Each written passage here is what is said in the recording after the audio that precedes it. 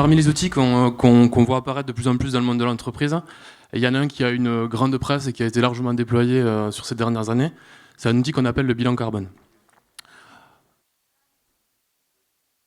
Donc, peut-être que je me présente rapidement. Je suis le président d'une société qui s'appelle Mobitip, dont le métier est de créer des outils digitaux et de faire du conseil pour les entreprises, pour les accompagner à s'adapter à la transition vis-à-vis des enjeux énergie-climat. Donc, on voit apparaître, en fait, quand on discute avec le monde de l'entreprise, que les enjeux énergie-climat qui ont vraiment un impact très physique et qui ont été étudiés par les scientifiques, du fait d'actions de lobbyistes, de prise de conscience, de sensibilisation qui ont été menées année après année, ça fait maintenant 30 ans qu'on parle de ces questions-là, elles commencent à intégrer le monde économique. De plus d'entreprises ont à faire face à de nouvelles exigences, de nouvelles contraintes, de nouvelles opportunités qui sont liées aux enjeux énergie-climat. Donc parmi ces opportunités, on va avoir des contraintes réglementaires, on va avoir des marchés qui vont se réguler eux-mêmes, comme par exemple les marchés financiers, qui ont bien compris qu'il valait mieux financer des entreprises qui avaient une attitude durable et qui prenaient en considération ces enjeux-là. On va avoir des marchés commerciaux qui vont être conditionnés du fait à des critères extra-financiers, des critères environnementaux. Et on voit aussi apparaître de plus en plus, pour continuer d'inciter les entreprises, des solutions financières pour les aider à faire le pas et à se lancer dans leur transition. Et toutes ces questions-là, en fait, ce qu'on voit, c'est que les entreprises n'ont pas encore, parce que toutes les PME, ETI n'ont pas les moyens de se payer un expert sur les enjeux énergie-climat, ça reste un angle mort. Elles n'ont pas forcément de connaissances et de process qui leur permettent de bien prendre en considération ça. Et finalement, ce qui est important d'avoir en tête, c'est qu'il existe des outils qui sont éprouvés, qui existent depuis des années et des années, dont le bilan carbone, dont l'objet est justement d'éclairer les entreprises sur leur impact environnemental et leur vulnérabilité vis-à-vis, ou comment est-ce qu'elles vont devoir s'adapter, plutôt pardon, aux changements de contexte qui vont être liés à la transition climatique. Donc en fait, un bilan carbone, c'est un outil pour éclairer les entreprises sur 3 grands axes. Et ça, c'est important. Le premier, c'est un exercice de comptabilité. Comptabilité carbone, dans le sens, en gros, on va comprendre ce que fait l'entreprise, quelles sont ses activités, donc ses achats de matériel, les sites qu'elle va utiliser, l'utilisation de ses produits. Donc le bilan carbone, c'est un outil qui se veut être un outil d'excellence sur la comptabilité carbone, puisqu'elle va prendre en compte l'ensemble des émissions liées de près ou de loin à la chaîne de valeur de l'entreprise. Donc ça, c'est un premier élément qui est un élément pour éclairer les entreprises, pour qu'elles comprennent quel est leur propre impact sur l'environnement. Premier élément important. Deuxième élément important, on en a parlé avant, le contexte autour de l'entreprise évolue. Et le contexte va demander à l'entreprise de s'adapter de 2 manières. Premièrement, en réduisant son impact. Donc il va y avoir de plus en plus de réglementations qui vont le pousser à ça. Et l'entreprise doit réfléchir à comment est-ce qu'elle va pouvoir mener des actions pour réussir à rendre son service avec un impact moins important sur l'environnement. Deuxième élément très important. Troisième élément, le contexte économique de l'entreprise va évoluer et pour avoir accès à des financements, pour satisfaire à ses besoins de recrutement, pour satisfaire ses propres clients, l'entreprise va devoir s'adapter.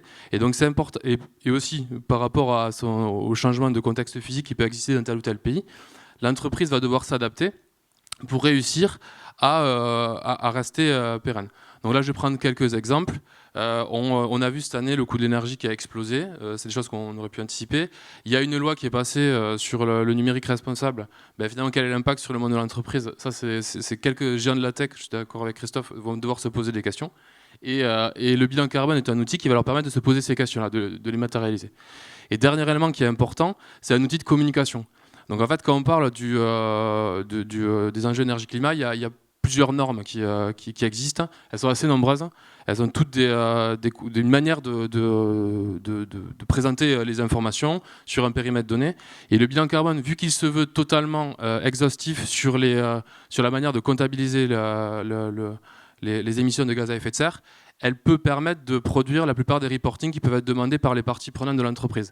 Donc une entreprise qui a plein de parties prenantes, elle va avoir besoin de publier par exemple du CDP parce que c'est son financier qui le demande. Elle peut avoir besoin d'une norme ISO 14069 ou 64 qui va être demandée par ses clients. en faisant un bilan carbone, elle s'assure d'être en capacité de publier un reporting selon différentes normes. Ça, c'est un élément important.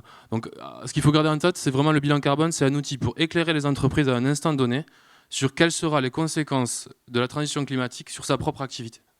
Voilà, de manière très simple. Donc pour faire ça, c'est assez simple comme exercice. Le premier élément, c'est un élément de sensibilisation. Donc les enjeux énergie-climat, et ça on s'en rend compte, même si je suis persuadé que ce n'est pas le cas ici, tout le monde ne comprend pas totalement les tenants et les aboutissants de ces questions-là. Et les ateliers donc, qui ont été présentés par Thomas tout à l'heure peuvent être des outils intéressants pour faire prendre en considération finalement de quoi on parle. Finalement, qu'est-ce qui se passe d'un point de vue physique et quelles sont les conséquences économiques de ces éléments physiques qui apparaissent actuellement.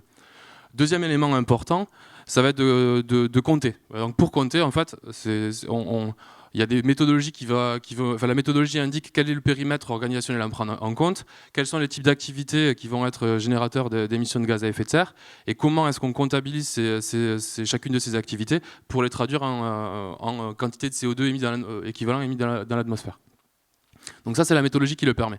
À nouveau, là, ça va apporter un éclaircissement au niveau de l'entreprise, parce que là, grâce à ça, on comprend pourquoi est-ce qu'on émet, et finalement, si on doit agir, où est-ce qu'il faut agir en priorité. Élément très important.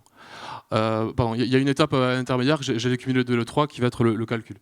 Le dernier élément de ce projet-là, qui est un élément important, il y a différents risques qui ont été théorisés par différents cabinets.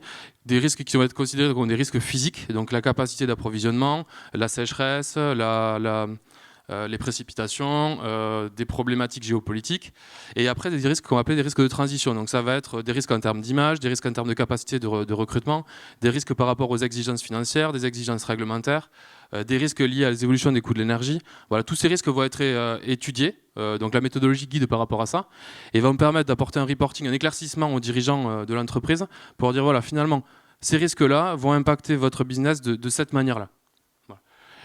Et grâce à ça, en fait, il y a différents scénarios qui vont être proposés à l'entreprise pour dire voilà, comment est-ce que vous pouvez vous adapter, donc quelles sont les actions que vous pouvez mener pour réduire vos émissions, et quelles sont les préconisations qu'on va avoir pour vous adapter, pour garder une certaine performance business dans un contexte de la transition climatique. Vas-y, on peut passer au slide suivant, pardon. Oh, super. Donc pour vous lancer, en fait, il faut avoir en tête qu'il y a quand même une structure associative qui peut vous aider.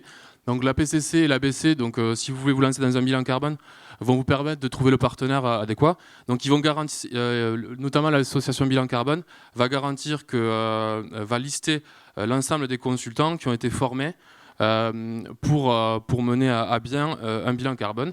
Elle va apporter un guide méthodologique. Et donc il y a un travail qui est en cours, puisque finalement le bilan carbone, historiquement, c'est un fichier Excel.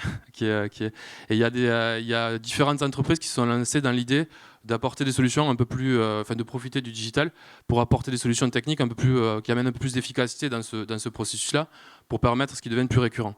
Et l'ABC a pris en considération ça, puisque depuis quelques mois maintenant, elle est en train de lancer un processus de certification des outils pour mener à bien un bilan carbone. Et enfin aussi, il faut avoir en tête qu'un bilan carbone, c'est un exercice qui peut rencontrer un frein en termes de coûts. Et l'ADEME et BPI France, notamment, ont des mécanismes de financement qui peuvent permettre de financer ces projets-là, notamment pour les PME ETI. Donc il faut vraiment les consulter au moment de se lancer un projet. Par contre, attention, il faut les consulter avant de lancer le projet. Sinon, c'est pas possible. Donc voilà, en synthèse, si je dois résumer ce qu'il faut garder en tête par rapport au bilan carbone, c'est que le contexte de l'entreprise évolue et prend de plus en plus en compte de nouvelles exigences qui proviennent des enjeux énergie-climat. Il existe des outils qui sont très largement éprouvés, qui vous permettent de prendre en considération ces enjeux et d'éclairer l'entreprise pour prendre en considération ces enjeux dans leurs décisions. Et le bilan carbone est souvent une des premières étapes dans la prise en considération de ces enjeux dans le monde de l'entreprise, parce que c'est un premier éclaircissement qui après va très bien s'intégrer avec des systèmes qu'on va appeler de management des émissions de gaz à effet de serre. Donc Anne va vous en présenter un peu plus tard, qui est le système ACT qui a été proposé par l'ADEME. Je vous remercie. Est-ce que vous avez des questions ?